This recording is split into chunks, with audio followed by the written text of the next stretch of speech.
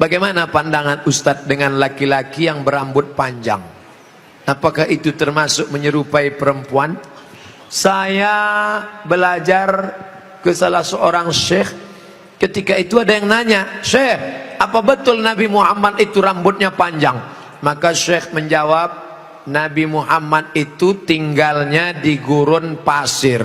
Gurun pasir itu cuacanya panas. Maka kalau rambutnya pendek, nanti cahaya matahari kena ke kepala, maka dia bisa pusing, panas, dehidrasi, kurang cairan. Makanya Bapak Ibu ketika di Makkah disuruh pakai topi, pakai payung supaya jangan kena panas.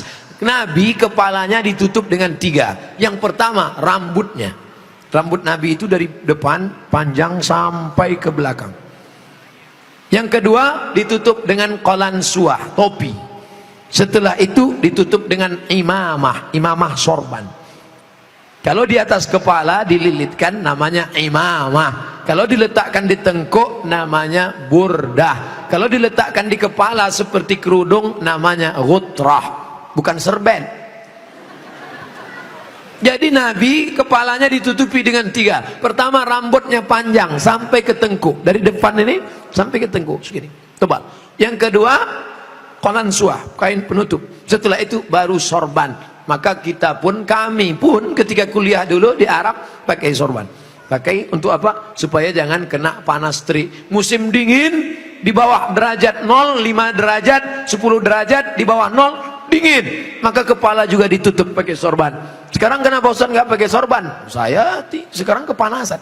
Tapi saya tidak menyalahkan para habaib pakai sorban. Mereka mengikuti sunnah Nabi Muhammad sallallahu alaihi wasallam. Nah, jadi kalau ada laki-laki berambut panjang, tapi rasanya di tempat kita rambut panjang bukan untuk menutup kepala biar supaya jangan panas.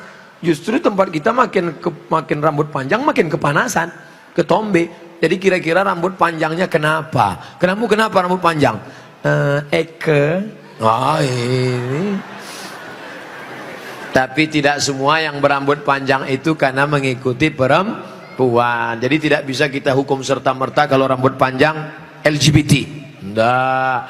Maka yang LGBT itu kalau menyerupai perempuan, la'anallahul mutasabbihin minar rijal bin nisa. Allah melaknat laki-laki yang menyerupai perempuan dan perempuan yang menyerupai laki-laki. Mudah-mudahan anak kita terjaga dari LGBT. Tapi sebetulnya LGBT itu nama yang terlalu keren. Orang malah bangga sekarang disebut itu LGBT, itu bangga. Saya tidak setuju dengan LGBT, tapi saya malu mau nyebutnya di depan para kiai. Boleh saya sebut? Jangan sebut LGBT. Buat sebut nama yang mengejek, merendahkan, menghinakan. Apa namanya? PLT, penyuka lobang tai. Itu yang cocok bagi mereka. Kotor, najis. Zaman Nabi LGBT ini hukumannya man wajadtumuhu ya'malu amala qaumi Lut. Kalau kamu menangkap ada orang yang melakukan perbuatan Nabi Lut, faqtulul fa'il wal maf'ul. Pancung kepalanya, hukum mati. Untung dia hidup bukan zaman Nabi Muhammad. Kalau hidup zaman Nabi, habis, selesai. Bapak Ibu yang dimuliakan Allah Subhanahu wa taala. Ustadz berani ngomong gini apa enggak takut nanti ditangkap bencong? Ngapain takut? Banyak yang bela saya. Tapi pas pulang nanti sendirian ngeri juga ini. Insyaallah, wa ta'awanu 'alal birri wat taqwa, saling tolong menolong dalam kebaikan dan ketakwaan, wala ta'awanu 'alal itsmi wal udwan. Ingatlah saudaraku, ada satu kampung namanya kaum Sadum. Pernah dengar kata Sadum? Dari kata Sadum inilah muncul istilah sodomi. Sodomi artinya perbuatan orang Sadum, umat Nabi Lut. Bagaimana hukuman Allah? Ja'alna 'aliyaha safilaha. Bagian atas kami turunkan ke bawah, bagian bawah naikkan ke atasnya.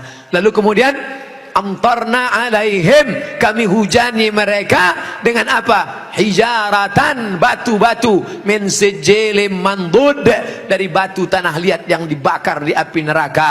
Itulah sekarang di Yordania, tempatnya bernama Al-Bahrul Mayyit, bahru laut, mayit mati, Dead Sea, dead mati, sea laut, Dead Sea laut laut mati. Ngapa disebut laut mati? Karena airnya terlampau asin sampai ikan pun tidak bisa hidup di dalam. Orang kalau pergi ke laut mati ngapung di atas karena kadar garam yang tinggi. Siapa yang punya kadas, kurap, kudis, gatal-gatal, mandi di situ sembuh. Di Yordania. Bapak Ibu yang dimuliakan Allah SWT, Pompei salah satu kampung yang diisi oleh homo. Lalu kemudian datang lahar dari bukit turun ke bawah, rata dengan tanah, sampai-sampai mereka berubah menjadi patung-patung batu karena ditimpa oleh lahar. Tidak sempat merubah ekspresi wajah orang homo yang mati dalam keadaan melakukan hubungan seksual terlarang, tak sempat merubah dari wajah kesakitan dengan wajah penderitaan. Begitu yang dialami masyarakat Pompei. Oleh sebab itu kita berdakwah mengajak bukan karena benci, tapi karena ingin menyelamatkan supaya kita selamat. La ta'murunna bil ma'ruf, ajak mereka berbuat baik, wala tanhauna 'anil munkar, larang mereka jangan sampai melakukan perbuatan mungkar. Kalau kamu diam saja, aku tidak khawatir, kata Sayyidina Ali, aku tidak khawatir tentang betul dan batil, batil dan betul, karena dunia ini isinya betul dan batil. Yang aku khawatirkan adalah ketika kebatilan merajalela, orang yang betul diam. Karena orang betul diam,